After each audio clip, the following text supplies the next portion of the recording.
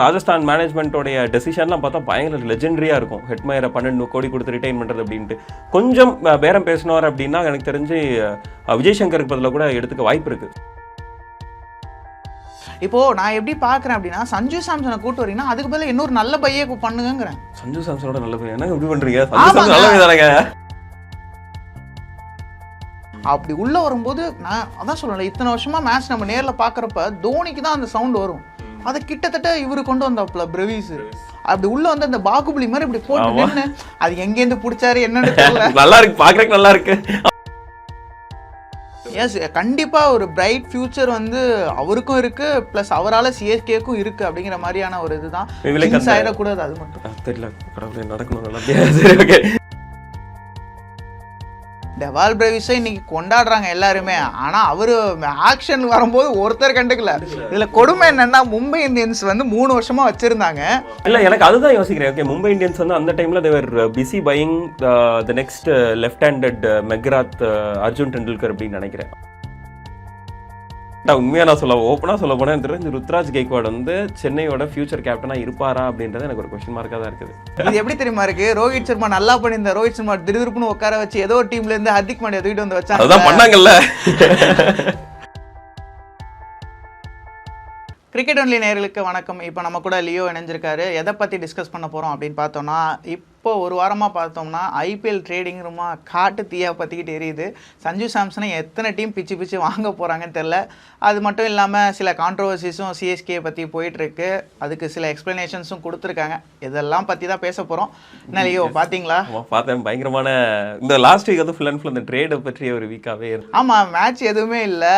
அவன் என்ன பண்ணுறது தெரியாமல் எல்லாம் போட்டு கொளுத்திட்டு இருக்காங்க. அதாவது என்னன்னா empty mind is devil's work ஷாப்னு சொல்லுவாங்களா. அதனால என்ன பண்ணலாம், சரி இதை எடுத்தங்க மாற்றலாமா, அதை எடுத்தீங்க மாற்றலாமா அப்படின்ற மாதிரி தான் இருந்தது. குறிப்பாக சஞ்சு சாம்சன் வந்து இங்கே சென்னை சூப்பர் கிங்ஸ் வருவார் அப்படின்றது தான் கடைசி ஒரு 1 இயராகவே தெரிஞ்சிட்டு இருக்கு. குறிப்பாக என்னன்னா ரியான் பராக கேப்டனாக போட்டதுக்கப்புறம் ஓகே அவங்களோட ஃபியூச்சர் பிளான்ஸில் சஞ்சு சாம்சன் இல்லை, ராஜஸ்தானோட ஃபியூச்சர் பிளான்ஸ் அப்படின் போது ஏதோ வேறு டீம் போகிறாரு. சென்னை சூப்பர் கிங்ஸ் ஒரு ஐடியல் சாய்ஸாக இருக்குது அப்படின்ற மாதிரி எல்லாம் எதிர்பார்த்துட்டு இருக்கும்போது இது எங்கே கன்ஃபார்ம் ஆச்சுன்னு பார்த்தீங்கன்னா, அந்த டெக்ஸாஸ் சூப்பர் கிங்ஸ் மேட்ச் இருக்குல்ல, அப்போ இவர் மேனேஜ்மெண்ட் கூட போய் இவரும் அங்கே ஒரு 2 வீக்ஸ் அங்கே வெக்கேஷன் என்ஜாய் பண்ணிட்டு அவங்க கூட மேட்ச்லாம் பார்த்துட்டு வந்தது தான் இது இன்னும் அதை பூம் பண்ணியிருக்கு அப்படின்னு சொல்லலாம். இல்லை அதே மாதிரி இன்னொருத்தருமே நம்ம இது ஒரு பெரிய இதான் சொல்லலாம். இல்லை அதே மாதிரி இன்னொரு கிரிக்கெட்டருமே என்னன்னா சென்னை சூப்பர் கிங்ஸோட ரொம்ப க்ளோஸ் அசோசியேட் ஆகிட்டா இருக்கார். அவரோட யூத் டீமில் ஒரு முக்கியமான அங்கே வச்சிருக்காரு. அவர் பேர் தான் ரவிச்சந்திரன் அஸ்வின். ஆனால் அவர் வந்து இப்போ சென்னை டீமில் இருப்பாரா இல்லையான்றது தெரியல. ஸோ அதனால் இந்த மாதிரி மேனேஜ்மெண்ட்டோட க்ளோஸாக இருக்கிறதுனால மட்டும் அந்த ட்ரேடிங் சாத்தியமா அப்படின்றதுமே ஒரு கேள்விக்குறி தான். எதனால்னா இங்கே வந்து அந்த பிளேயர் தாண்டி அந்த ராஜஸ்தானுமே அதை அக்செப்ட் பண்ணிக்கணும்ல. ஆமாம், ட்ரேடுங்கிறது அதுதானே. நான் இதுக்கு முன்னாடி ஒரு ரிப்போர்ட் படித்தேன் பிஃபோர் அந்த பீரியட். அப்போ வந்து 25 வந்து கிட்டத்தட்ட லண்டனில் வந்து ராஜஸ்தான் ராயல்ஸ் மீட்டிங்கில் எல்லாருமே இதுக்கு வந்து அதாவது ட்ரேடுக்கு ஓகே, சஞ்சு சாம்சனோட ட்ரேடுக்கு ஓகே அப்படிங்கிற மாதிரியான ஒரு மீட்டிங்கில் முடிவெடுத்ததாக வந்து சொல்லப்பட்டுச்சு. பட் ஆனால் இப்போது என்னென்னா, நான் ஒன்று கொடுக்குறேன்னா எனக்கு ஒன்று வேணும்ல. அங்கே தான் அவங்க வந்து செக் வைக்கிறதா சொல்லிட்டு இருக்காங்க. என்ன மாதிரி செக்னா ருத்ராஜ் கெய்க்வாட் இல்லை ஜடேஜா இல்லை சிவம் துபே எப்படி ஒத்துப்பாங்க? இல்லை இதில் எனக்கு என்ன தெரிஞ்சுன்னா கொஞ்சம் எப்படின்னா பொதுவாக அந்த பேரம் பேசுவாங்க தெரியுமா, அந்த மாதிரி பேரம் பேசினா கொஞ்சம் இறங்கி வர்ற இடத்துல தான் எனக்கு தெரிஞ்சு ராஜஸ்தான் இருப்பாங்கன்னு தோணுது.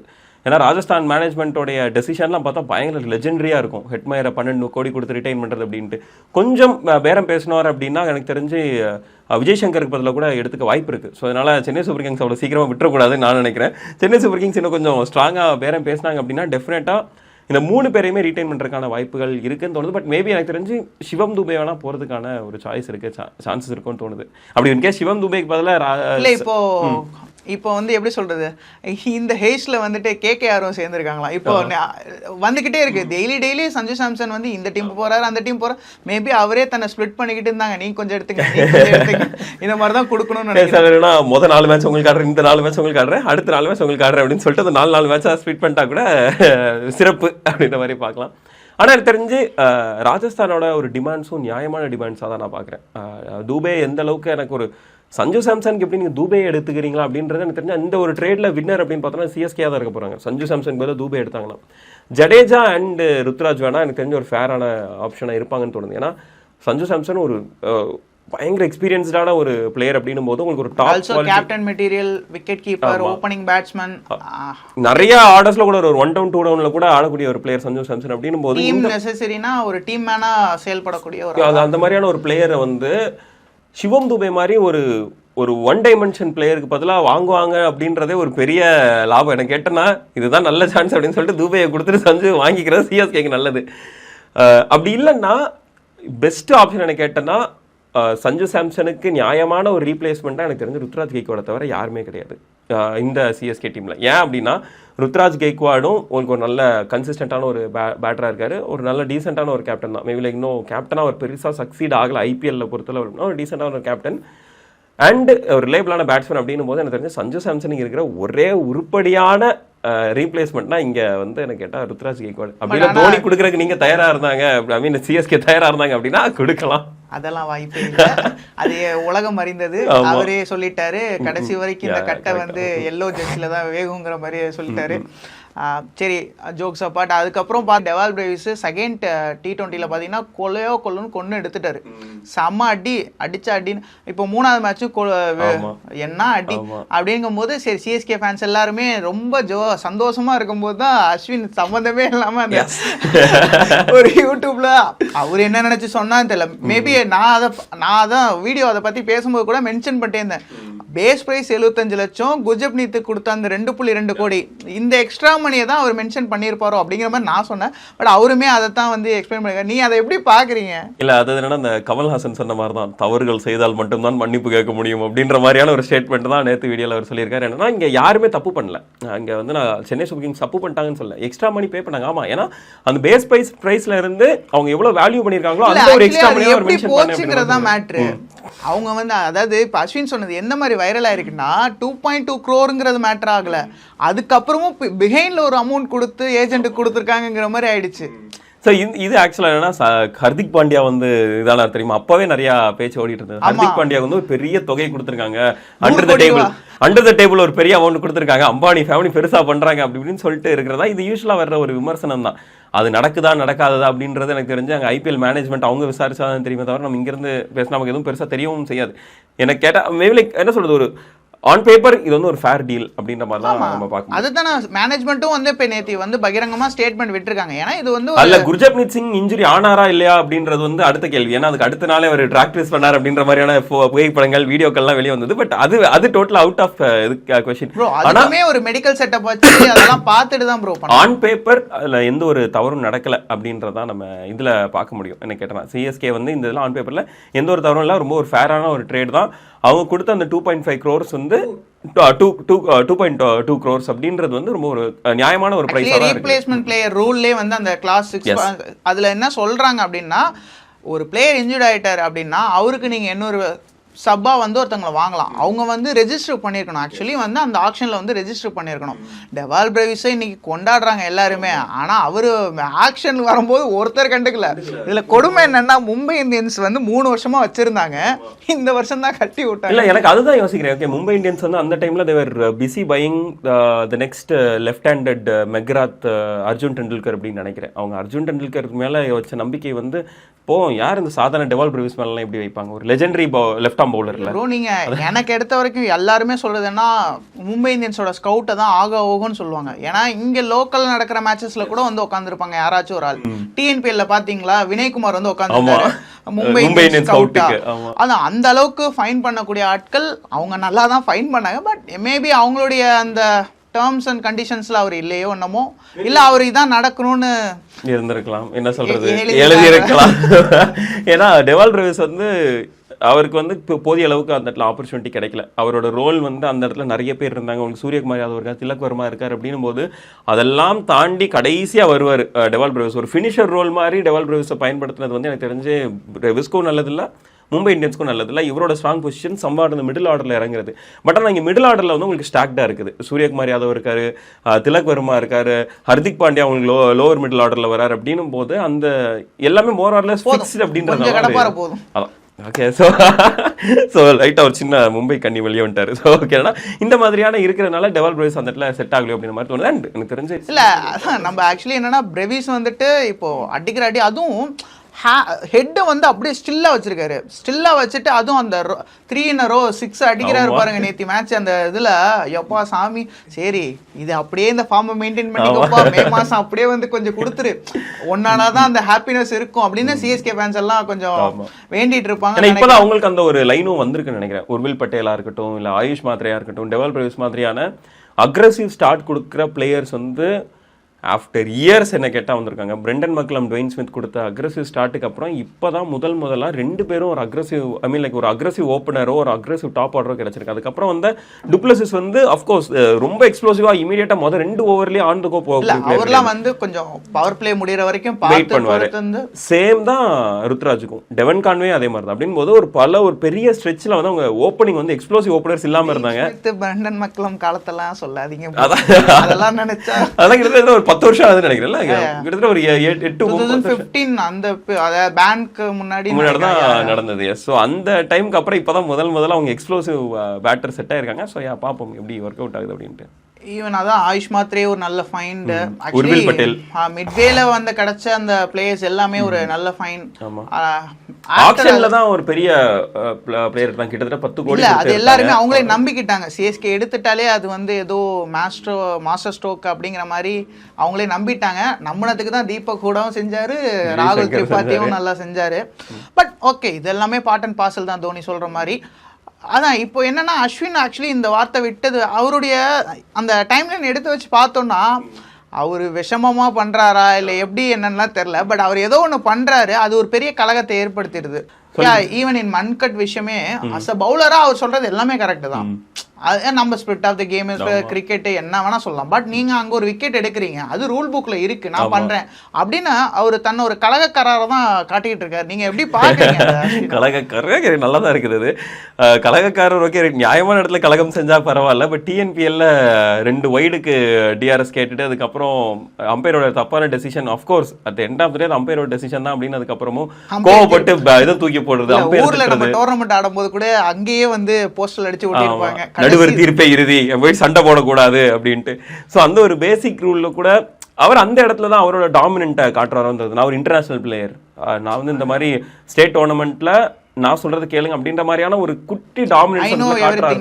அப்படின்ற மாதிரியான டாமினன்ஸை காட்டுறாரோ, அதுவும் அது வந்து ரொம்ப பிளேட்டண்டா காட்டுறாரு. வர்றாரு வந்து பேட்டை தூக்கி எறிகிறாரு, கிளவுஸ் தூக்கி வீசுறாரு, அம்பையர் கிட்ட அவ்வளோ அக்ரெசிவா பேசுறாரு அப்படின்றது தட்ஸ் ராங்.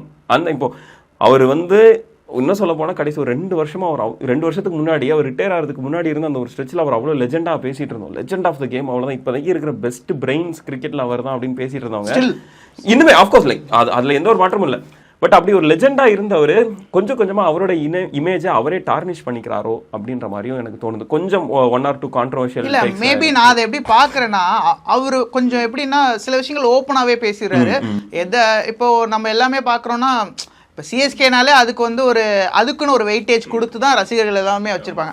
பட் ஆனால் அதில் ஒரு நெகட்டிவை வந்து இவர் ஓப்பனாக வெளிப்படையாகவே டீமில் இருக்கும் போதே போட்டு உடச்சிட்டாரு. அதனால தான் வந்து இனி வந்து வீடியோஸ் வந்து பண்ணுறப்போ நான் இருக்க மாட்டேன் அப்படிங்கிற மாதிரியான லாஸ்ட் டைம் இது கூட போச்சு. எஸ், ஆமாம், இருக்கலாம், ஓப்பனாக இருக்கலாம், அவங்களுடைய அந்த கிரிக்கெட் ஹெட்டை வந்து காட்டலாம். பட் டீமுக்குள்ளே இருக்கும்போது காட்டுறப்ப கண்டிப்பாக ரசிகர்களுக்கு அது தேவையில்ல, நீ யாராக வேணாந்துட்டு போன்னு தான் யோசிப்பாங்க.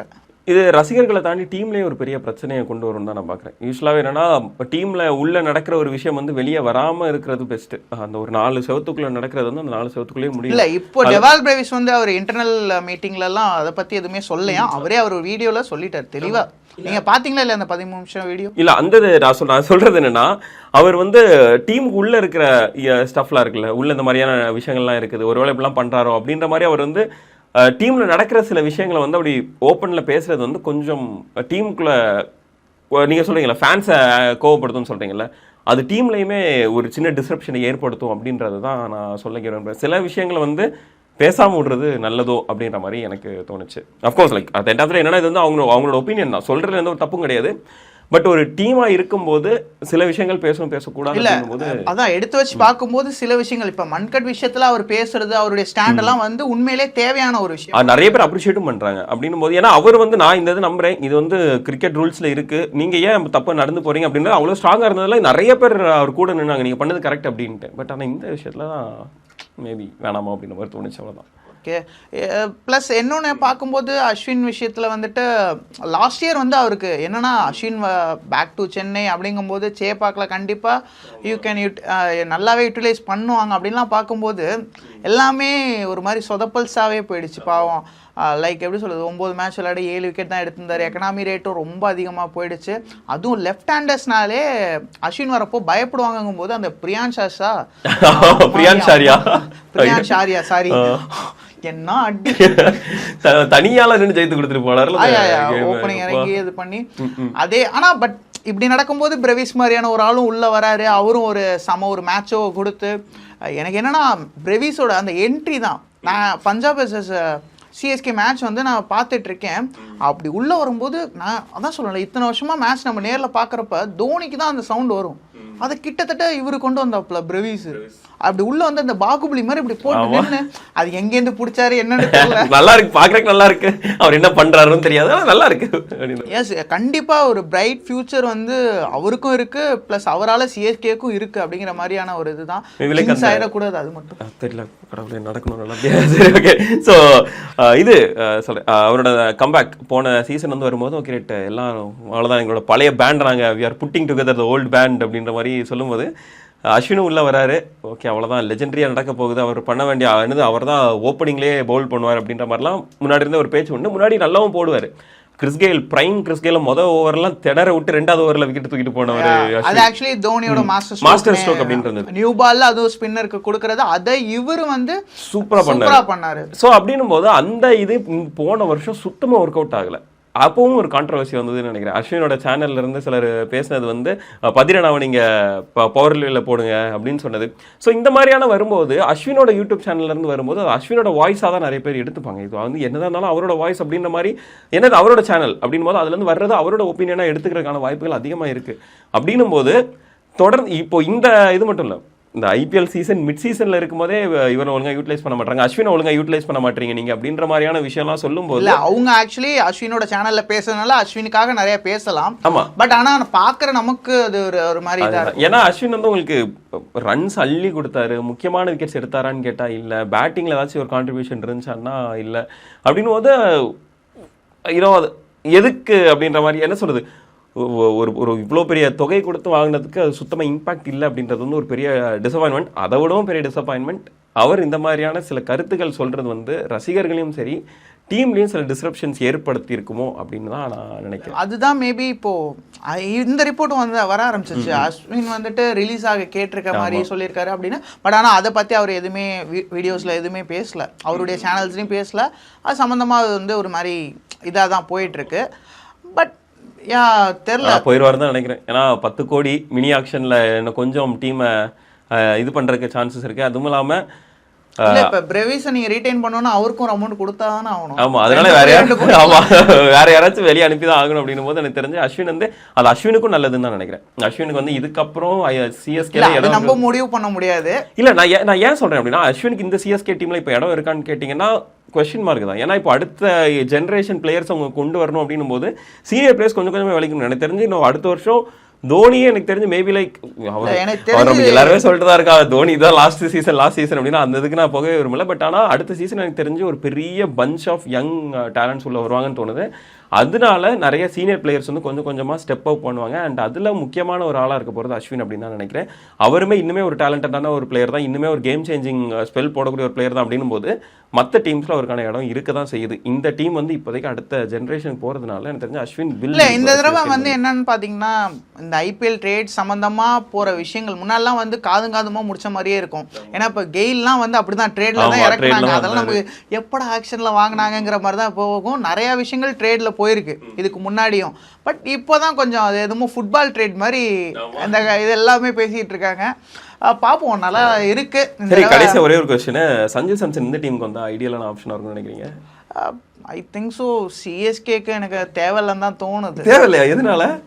ஒரு விக்கெட் கீப்பர் வேணும், ஒரு நல்ல லாங் டர்ம் கேப்டன் வேணும், ஒரு நல்ல டீசென்ட்டான ஒரு ஓபனர். கேப்டன் வந்து ருத்ராஜ் கெய்க்வாட் இருக்காரு, அவர் தான் அடுத்த. எனக்கு தெரிஞ்சு அவர் பிளான்லயே இல்ல. என்ன கேட்டா உண்மையா நான் ஓப்பனா சொல்ல போனா எனக்கு தெரிஞ்சு ருத்ராஜ் கெய்க்வாட் வந்து சென்னையோட ஃபியூச்சர் கேப்டனா இருப்பாரா அப்படின்றது எனக்கு ஒரு கொஸ்டின் மார்க்கா தான் இருக்குது. இப்பவுமே நான் சொல்றேன். ஏன்னா இல்ல, but அதனாலதான் ஆனா மறுபடியும் தோனி கேப்டன் இல்ல ஆகிறதா இப்போ என்னன்னா இனிமேல்லாம் வாய்ப்பு இல்ல. ஏன்னா அது எப்படின்னா மேபி போனா 1 or 2 years அப்படின்னு கூட வச்சுக்கலாம். பட் ஃபியூச்சர்னு பார்க்கும்போது அதுக்குமே சஞ்சு வந்து என்ன கேட்டா வந்து கரெக்டான இது இல்ல அப்படி. ஆமா, அவருக்குமே கிட்டத்தட்ட 30 above ஆயிடுச்சு. அவருமே வந்துட்டு ஒரு 30 above அடுத்து ஒரு 4 சீசனாச்சு இழுத்துட்டு போவாருங்க. 4 சீசன் வரக்குள்ள ஆயுஷ் மாத்திரையோ உருவில் பட்டேலோ பெரிய ஆளா வரலாம். ஏன் அப்படி பார்க்க மாட்டீங்க நீங்க? இது எப்படி தெரியுமா இருக்கு, ரோஹித் சர்மா நல்லா பண்ணியிருந்த ரோஹித் சர்மா திடீர்னு உட்கார வச்சு ஏதோ ஒரு டீம்ல இருந்து ஹர்திக் பாண்டியா தூக்கிட்டு வந்து வச்சாங்க. அதான் பண்ணாங்கல்ல. அந்த மாதிரி இருக்குது. அப்படி நீங்க கொண்டு போனோம்னா அது கெய்கோட வச்சே நீங்க இன்னும் 2 வருஷம் இன்வெஸ்ட் பண்ணி பார்க்கலாம். அது ஒர்க் அவுட் ஆகலன்னா போறதுல ஒரு லாஜிக் இருக்கு. மேபி அதுதான். அது என்னன்னு பார்த்தீங்கன்னா ஒரு அப்புறம் இந்த ஃபுட்பால் மாதிரி ஆகிடும். இங்கே ஒரு இந்த டீம் மேலே இந்த ஒரு லாயல்ட்டி போகும். அதுக்கப்புறம் இத்தனை வருஷமாக ஒரு கௌரவம்னு ஒன்று வச்சுருக்காங்கல்ல, அது எல்லாமே டோட்டலாக வாஷ் அவுட் ஆகும். லாயல்ட்டிலாம் ஒரு அளவுக்கு தாங்க கிரிக்கெட்டில். இது என்ன இப்போ தான் கொஞ்சம் கொஞ்சமாக ஃப்ரான்ச்சைஸ் கிரிக்கெட் வந்து டெவலப் ஆகிட்டு இருக்கு. இது என்ன 100 வருஷம் 80 வருஷமாக இருக்கிற மாதிரி ஒரு ஃபுட்பால் ஃபார்மேட்டில் இருக்கு. நான் அதுக்கு தான் சொல்கிறேன், லாயல்ட்டின்றது எல்லாமே எந்த ஸ்போர்ட்டாக இருந்தாலும் ஒரு அளவுக்கு தான். அவங்க வந்து அந்த டீமுக்கு கான்ட்ரிபியூட் பண்ணல, they will have to step out. அவ்வளோதான், they will have to step away. இப்போ வந்து கேப்டன் பதவியில இருந்து தூக்குறாங்க நீக்குறாங்க அப்படின்றது that's not a பெரிய ப்ராப்ளம் அப்படி இல்லைன்னு தான் நான் நினைக்கிறேன். இப்போ நான் எப்படி பார்க்குறேன் அப்படின்னா, சஞ்சு சாம்சனை கூட்டு வரீங்கன்னா அதுக்கு பதிலாக இன்னொரு நல்ல பையே பண்ணுங்கிறேன். சஞ்சு சாம்சனோட நல்ல பையன் என்ன எப்படி பண்றீங்க? சஞ்சு சாம்சன் நல்ல பையன் தானங்க. அவர் வருவாரு, திடீர்னு 2 செஞ்சுரி அடிப்பாரு, அதுக்கப்புறம் அந்த சீசன் ஃபுல்லாக இதாகிடுவாரு. அதுக்கு நான் என்ன சொல்றேன், இன்னுமே நல்ல ஒரு மைண்டை கொண்டாங்க அப்படின்னு தான் நான் எதிர்பார்க்குறேன். Maybe right, okay right. So இது உங்களோட ஒப்பீனியனாக இருக்குது. என்னோட ஒப்பீனியன் என்னன்னா, சிஎஸ்கேக்கு வர்றது சஞ்சு சாம்சனுக்கும் சரி எல்லா சிஎஸ்கேக்கும் நல்ல ஒரு பாசிட்டிவாக இருக்கும் தான் நான் பர்டிகுலராக நினைக்கிறேன். அதான் ஆக்சுவலி சிஎஸ்கேக்கு கேன் வில்லியம்சன் வரதா இருந்தாரு, ரிஷப் பண்ட் வரதா இருந்தாரு. லிஸ்ட்ல இப்போ சஞ்சு சாம்சன் வந்திருக்காரு. ரிஷப் பண்ட் வந்து ஆக்ஷன்ல போயிட்டாருங்க. அவர் வந்து இல்லைன்னா கூப்பிட்டு வந்திருப்பாரு. அதுதான் இந்த மாதிரி பல பேர்கள் வந்துகிட்டு தான் இருக்கு. எதிர்பாருங்கள்னு எங்கோ ஒரு கொண்டு போறாங்கன்னு தோணுது. இல்ல இப்போ இன்னொரு ரிப்போர்ட் வந்து என்ன போயிட்டு இருக்கு அப்படின்னு பாத்தீங்கன்னா, திரும்பி பென் ஸ்டோக்ஸ் பிளஸ் ஓவன் இவங்களுக்கு வந்து பார்க்க போறாங்க. அதாவது ஒரு நல்ல ஆல்ரவுண்டர் வந்து அந்த இடத்துல ஃபிக்ஸ் பண்றதுக்கு மறுபடியும் பென் ஸ்டோக்ஸா அப்படி நீருடன் சேர்வது உண்டோ அந்த மறுபடியும் எடிட் போட்டுடலாம் இல்ல. ஜடேஜா பென் ஸ்டோக்ஸ் 17 கோடிக்கு எடுத்துட்டு ஒரு சீசன் ஃபுல்லா அப்படியே காலை பிடிச்சிட்டு உட்காந்துட்டு இருப்பான். அதே சீசன்ல 15 கோடி கொடுத்த ஒருத்தர் எடுத்தீங்க ஞாபகம் இருக்கா? 15 கோடியா? ஷஹர்னு ஒருத்தர், தீபக் சஹர் 12 சம்திங். அப்படி பார்த்தா கிருஷ்ணப்பா கௌதம்க்கு 9 கோடி இருக்குது. இதெல்லாம் அவங்களோட நல்ல வரலாறு இருந்திருக்குல்ல. சிஎஸ்கேக்கு நல்ல பெரிய பெரிய பையெல்லாம் பெஞ்ச்ல உட்கார்ந்து இருக்கிற வரலாறு இல்ல. அது வந்து அவங்க எப்படி பாக்குறாங்கன்னா ஒரு டேலியா தான் பாக்குறாங்க. பர்ஸ்ல இவ்வளவு வரைக்கும் ஸ்பெண்ட் பண்ணலாம், சரி ஸ்பெண்ட் பண்ணுவோம் அவ்வளவுதான். ஓகே ப்ரோ, நம்ம அடுத்த ஒரு நல்ல ஒரு டிஸ்கஷன் இது வரும். ஏன்னா எனக்கு தெரிஞ்சு காட்டு தீ மாதிரி இப்போ ஐபிஎல் ட்ரேடிங் ஆரம்பிச்சிச்சு. அடுத்த மே மாசம் வரைக்கும் ஐபிஎல்லே போயிடும் போல. ஒரு டீமுக்குன்னு ஒன்று பேசணும்னா ஒரு கண்டென்ட்டை பிடிச்சிடலாம் கண்டிப்பா. ஸோ நெக்ஸ்ட் வீடியோல மீட் பண்றோம். பை.